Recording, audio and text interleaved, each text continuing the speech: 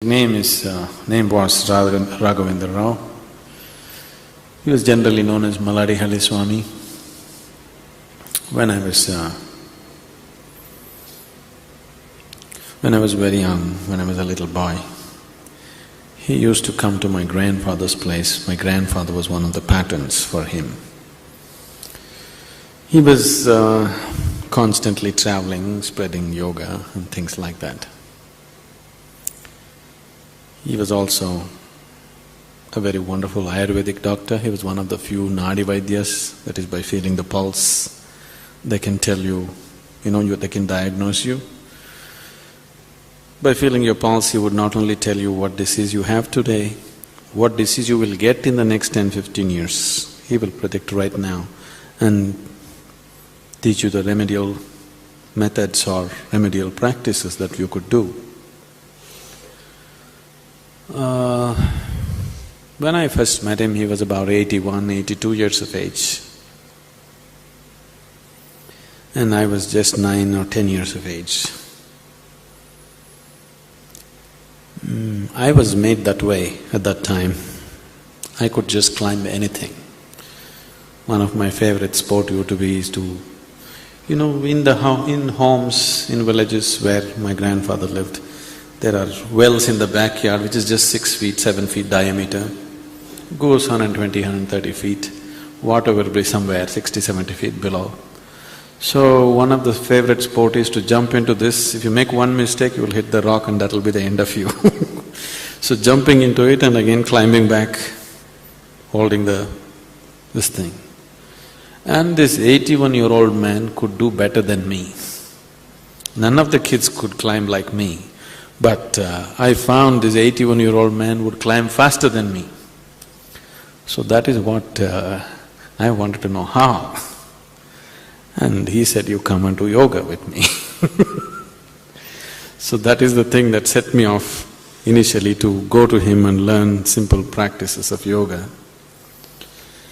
He was physically quite an incredible man. Later when I went there after a few years,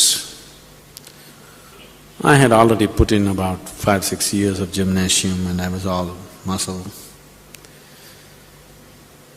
He was by then probably 84, 85 years of age. There were other boys who were much stronger than me. If we entered the wrestling ring with him, we always entered 3 against him. 3 of us against a 85-year-old man, all of us are young and fit.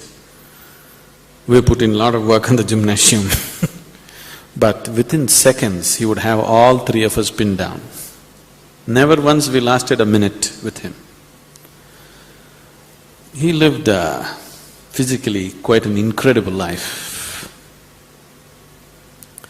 He was one yogi who was not afraid of money. If you go into his ashram, everywhere the signboards are, if you want to give me anything, give me money. Because those days he had over 3,500 destitute children with him. You have 1 or 2 and you see how hard you work. When you have 3,500, he was working very hard and he wanted money all the time. If anybody opened his mouth and they want to praise him, the first thing he would say, if you want to give me anything, give me money, otherwise you go. To understand how incredibly he lived, this happened when he was about 82 or 83 years of age. Wherever he is, he will travel six days in a week, he travels out, giving yoga lectures, demonstrations and other kinds of promoting his books and whatever. One day in a week he sits as an Ayurvedic doctor. Monday mornings he always sits as a doctor. The morning 3:34, if this starts, this will go on till 7, 8 in the evening. Once he sits down, that's it. The volunteers who comes to help him come in shifts, but he himself, once he sits down, morning 3:34, that's it, till evening, just goes on. To every patient that comes, he has a joke to tell them. It's not like a doctor-patient thing at all, it's like a festival. So one Sunday night it happened that he was in a railway station about 70 kilometers from the ashram. There's another railway station about 2 kilometers from the ashram. An hour and a quarter ride on the train. Those were, George Fernandez days when he was the union person. Anytime they would strike work. So railway struck work. Suddenly all trains were cancelled. So there was no other means of transport. Late night he went there with 2 companions in the railway station. His commitment to his work was such, it doesn't matter what, he has to fulfill it.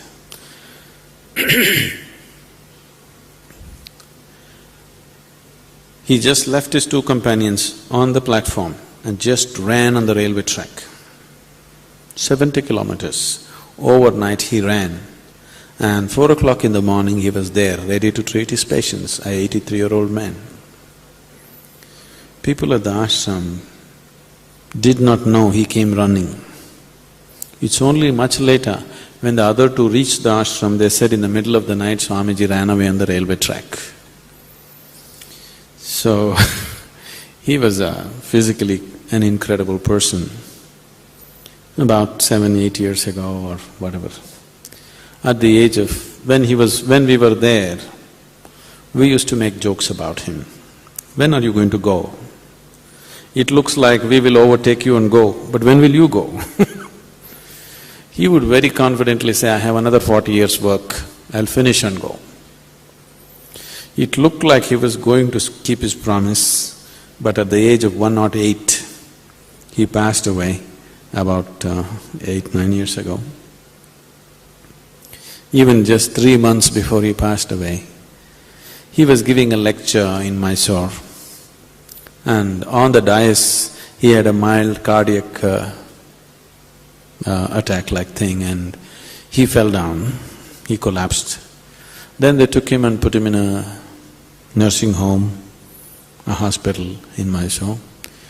In the ICU, he was on the first floor. They put all those tubes and needles and everything into him. Somewhere in the middle of the night he became conscious and he saw all these things and he didn't like it. He just pulled off everything and he escaped from the first floor window.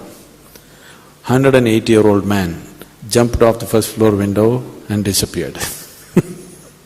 3 months later he died.